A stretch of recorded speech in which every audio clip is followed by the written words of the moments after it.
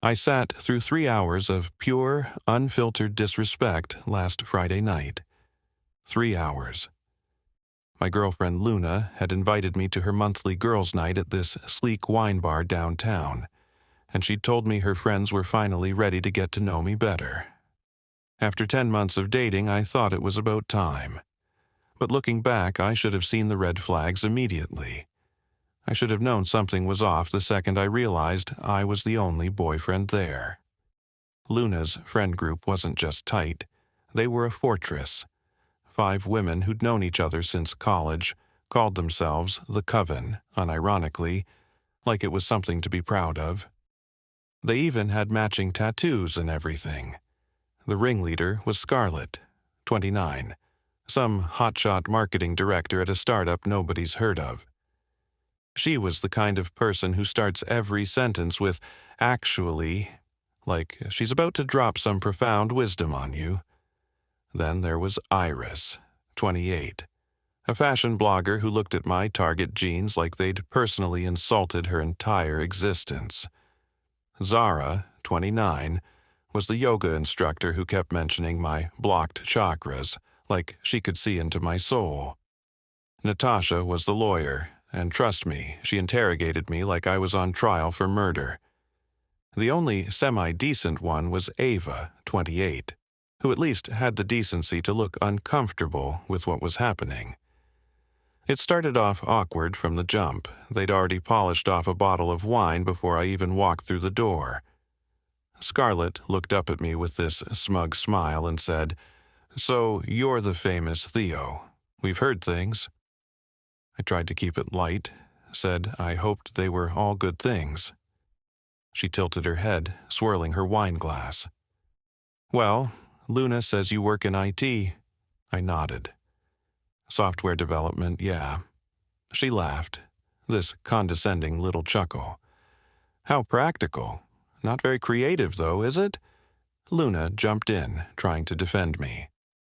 "Theo's creative in other ways," she said. But the way she said it and the looks they all exchanged afterward told me they'd discussed my other ways in explicit detail before I ever showed up.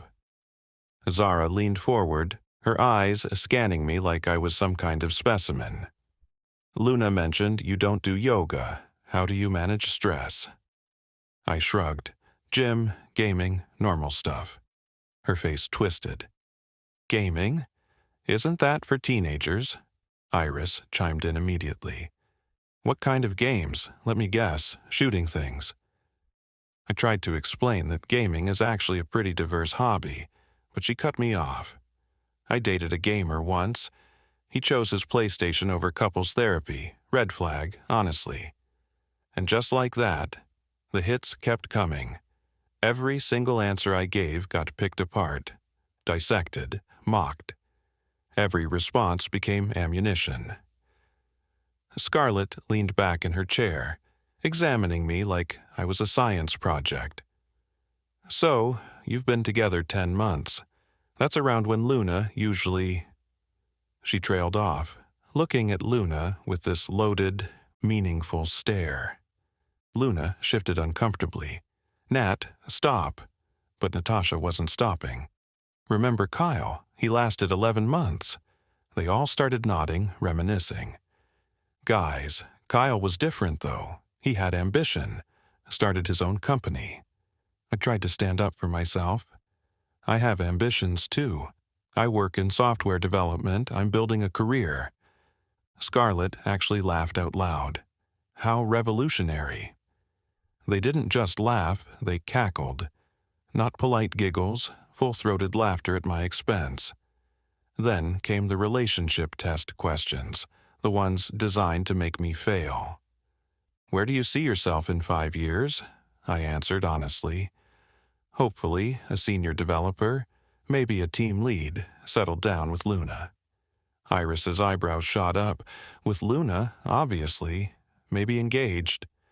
She repeated the word slowly, mockingly. "Maybe, after 5 years?" Zara added, "Luna needs someone who knows." Not maybe. And through all of this, Luna said nothing. She just sat there, sipping her wine, watching me get torn apart like it was dinner theater. The final straw came when they started comparing me to her exes. Zara smiled wistfully.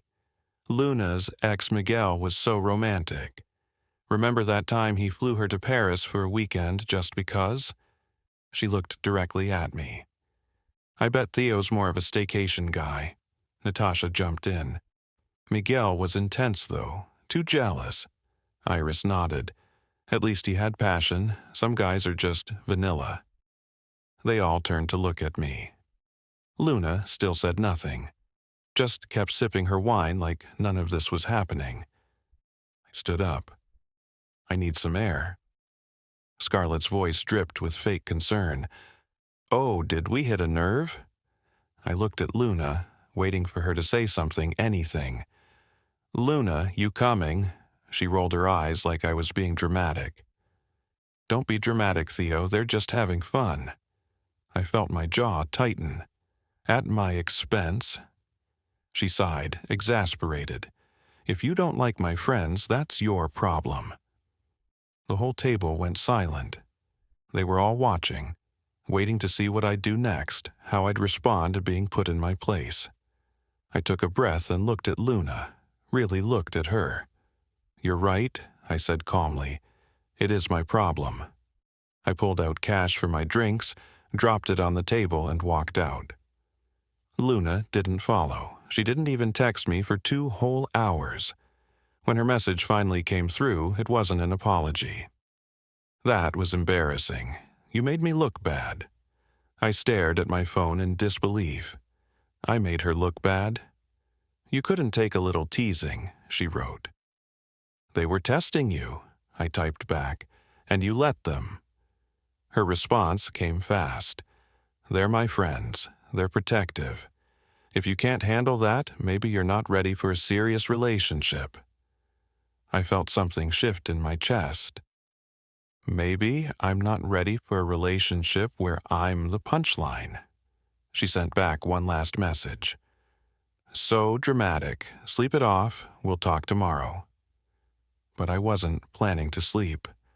I wasn't planning to just let this go. I was planning to solve my problem, because Scarlett had made one crucial mistake that night. She'd tagged me in her Instagram story from the wine bar. Meeting a Theotech 92 finally. Let's see if he survives the coven. That tag gave me access to something very interesting.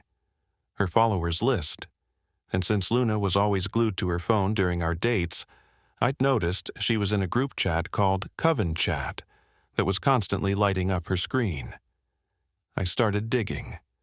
Found Scarlett's startup, this dating app she'd just launched called Standards, designed for high-value women seeking ambitious partners. The irony wasn't lost on me. I found their company Instagram, scrolled through their recent posts asking for beta testers. The comments were brutal. Complaints about the app being buggy, crashing constantly, losing matches. It was a disaster. Then I found Iris's fashion blog. Her latest post was titled 10 Signs You're Dating Down, and it featured a stock photo of a guy in glasses sitting at a computer. Real subtle. Natasha's LinkedIn showed she worked at a small divorce law firm. Her bio read, helping women get what they deserve. Zara's yoga studio Instagram was full of inspirational quotes about knowing your worth and never settling. I started screenshotting everything, building a file, not for revenge, for clarity. Saturday morning, Luna showed up at my apartment. We need to talk about last night. I let her in. Okay. She crossed her arms. My friends think you're too sensitive. Maybe work on that. I blinked.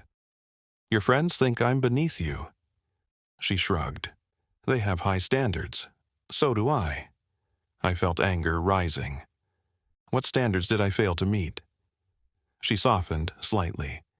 It's not about failing. Look, they just want what's best for me. I finished her sentence. Which isn't me. She threw her hands up. I didn't say that. Stop putting words in my mouth. I kept my voice even. I'm repeating what your friend said while you sat there silent. She exploded. God, Theo, man up. If you can't handle strong women, I cut her off. I can handle strong women, I can't handle mean girls. She looked at me like I'd slapped her. They're not mean, they're successful, confident. I said the word slowly. Bullies, the word is bullies. She grabbed her bag. You know what? Maybe you are too sensitive for me. I nodded. Maybe I am. She stormed out and immediately posted a story. When he can't handle your circle. The coven liked it instantly. Comments flooded in. You deserve better. Weak men fear strong friendships. Next. That's when I decided to really solve my problem. Monday came, and I'd spent the entire weekend doing research. It's amazing what people post publicly when they think they're untouchable. I found Scarlett's Venmo and her transactions were public. Lots of charges to Luna. One caught my eye. Your share of Miguel's B-Day gift. It was dated 3 months ago, when Luna and I were already together. Interesting. I found old tweets from Iris complaining about her ex leaving her for some basic girl who probably shops at Target. The projection was real, but the goldmine was Zara's old blog. Before she became this enlightened yoga guru, she had a personal blog called Confessions of a Side Chick. It had been deleted, but the Wayback Machine is forever. The posts were incredible. If he's taken, he's just pre-approved by another woman. Karma isn't real if you don't get caught.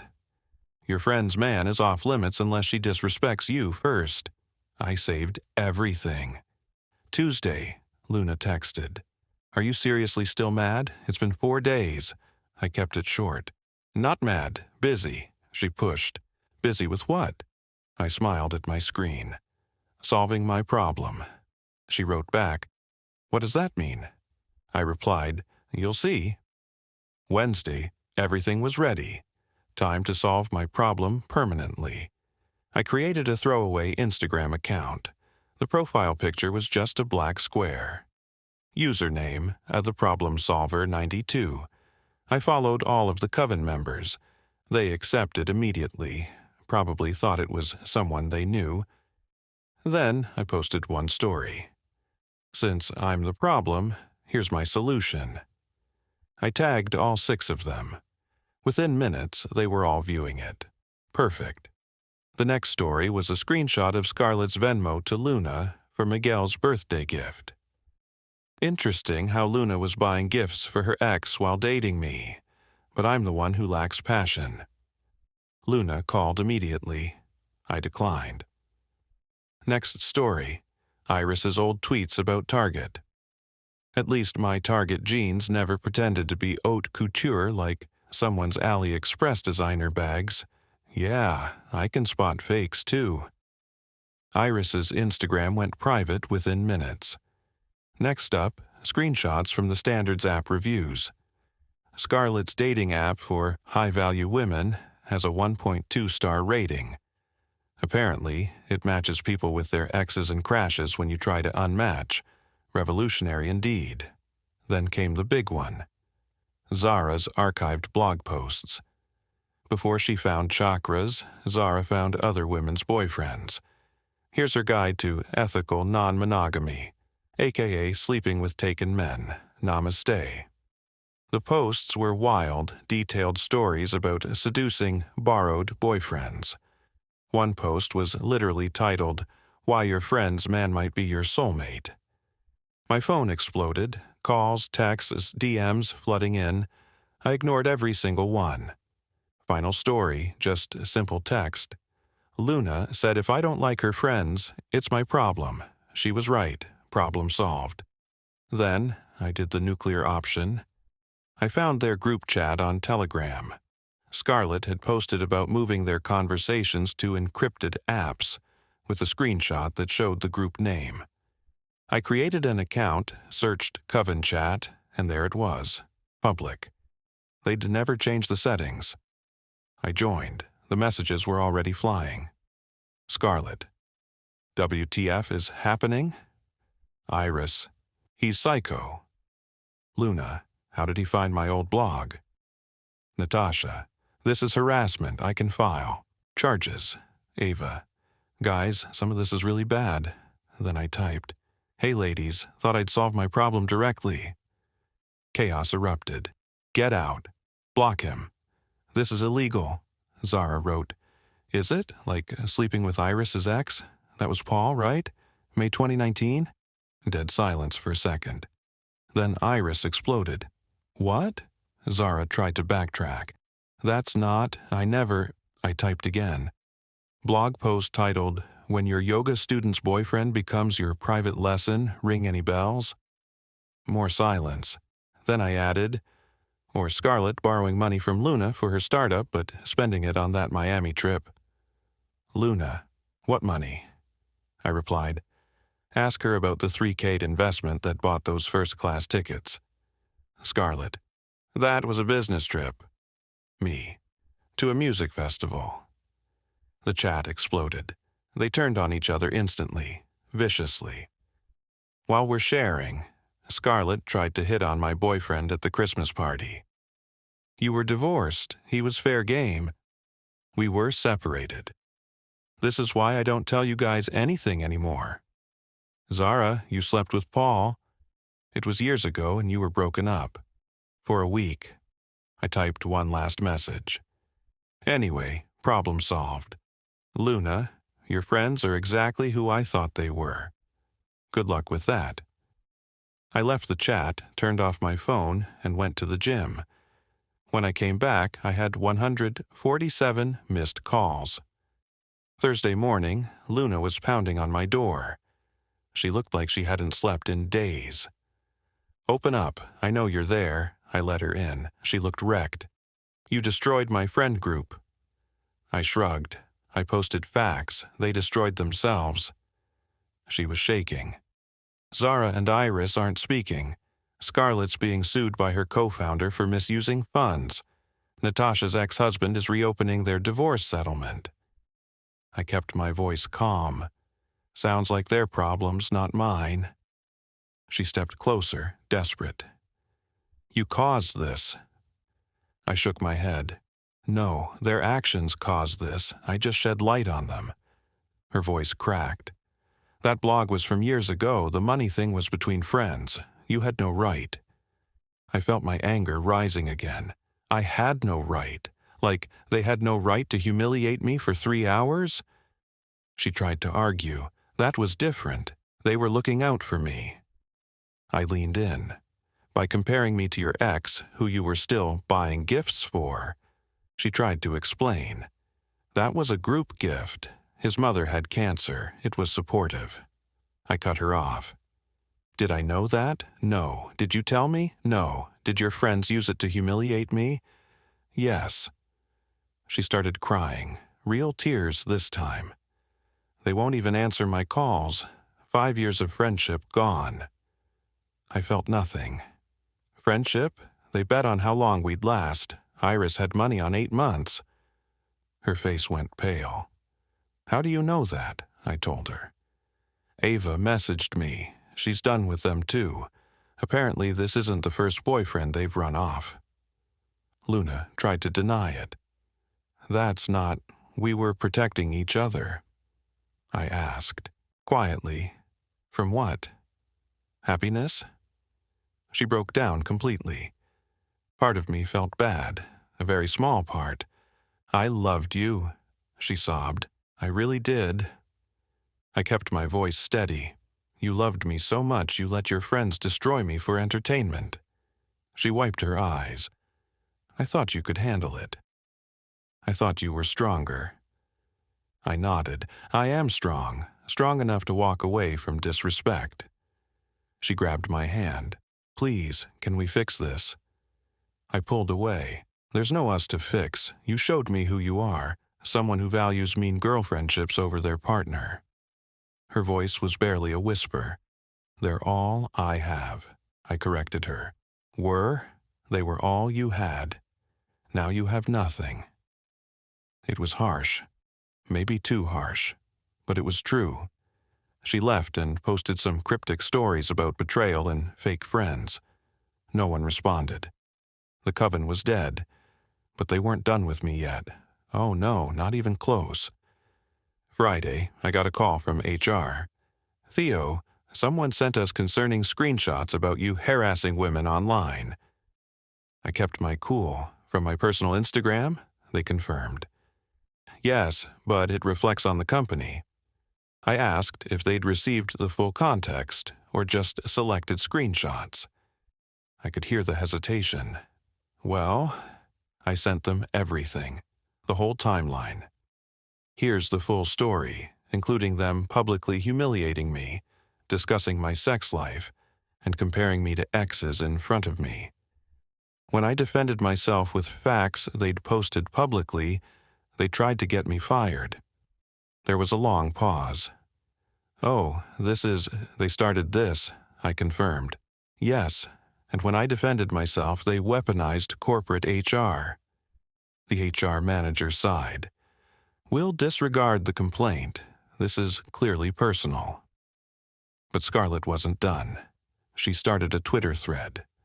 "A man digitally stalked and harassed me and my friends because we didn't approve of him dating our friend. This is what happens when toxic masculinity meets rejection." A thread. It started gaining traction fast. Feminist accounts retweeting. "Believe women" trending. I watched it spread, feeling sick, until Ava tweeted it. "I was there. You humiliated him for 3 hours. Compared him to exes, mocked his job, his hobbies, his clothes. He posted public information you shared. That's not stalking, that's consequences. Stop lying, a Scarlett startup." The tide turned instantly. More people came forward. Scarlett's ex-business partner with receipts of fraud. 3 of Iris's exes confirming she was a bully and had destroyed their self-esteem. Former members of the coven who'd been pushed out over the years, sharing their own horror stories. The thread backfired spectacularly. Scarlett deleted it within hours, but screenshots were everywhere, spreading like wildfire. Her startup's investors pulled out immediately. The app shut down before it even officially launched. Iris lost brand deals when companies saw her old tweets. Zara's yoga studio got review bombed by people she'd hurt over the years. Natasha's law firm put her on leave pending an ethics investigation. And Luna? She became radioactive. No one wanted to associate with the coven's last defender. It's been 6 months now since I solved my problem. Life is completely different. Luna tried reaching out a few times, sending long emails about forgiveness, growth, seeing things clearly now. I deleted them all without reading. When someone shows you who they are, believe them the first time. The coven never recovered. Last I heard, Scarlett moved back in with her parents, working retail while reassessing her journey. Iris rebranded as a lifestyle coach, but she has 12 followers. Zara left town entirely. Someone told me she's teaching water aerobics at a senior center in another state. Natasha got fired. Turns out encouraging clients to lie during divorce proceedings is frowned upon by the Bar Association. Ava and I actually became friends. Real friends. She reached out and thanked me for exposing what she'd been too scared to leave on her own. She said she'd felt trapped for years. Luna posted one last thing about me. Some quote about learning to spot narcissists. The comments absolutely dragged her. "Girl, he posted screenshots. That's called receipts. He posted facts. You posted gaslighting. Imagine calling someone a narcissist for defending themselves. Team ex-boyfriend forever." She deleted all her social media after that, just vanished. I'm dating someone new now. Her name is Rachel. I met her at a bookstore, of all places. She has exactly 2 close friends, and they're genuinely nice people. No weird tests, no comparisons to exes, no group humiliation rituals disguised as getting to know you. The first time I met her friends, they asked normal questions, showed genuine interest in my life, my work, my hobbies. When one of them made a slightly snarky comment, Rachel immediately shut it down. Be nice, I really like this one. That's the difference. Someone who has your back versus someone who throws you to the wolves for entertainment. Sometimes I think about that night at the wine bar. How different everything might have been if Luna had just said, "Hey, that's enough," even once. If she'd chosen respect over mean girl loyalty. But she didn't. She chose them. And when I solved my problem, she lost everything. Was it petty? Maybe. Was it justified? Absolutely. Play stupid games, win stupid prizes. Attack someone's character for sport. Don't be surprised when they show you exactly who you are. The best part? I didn't lie once. Not once. I didn't exaggerate, didn't embellish, didn't make anything up. I just collected their own words, their own posts, their own public actions, and presented them clearly for everyone to see. They destroyed themselves. I just held up the mirror. Luna was right about one thing. Not liking her friends was my problem, and I solved it. Permanently.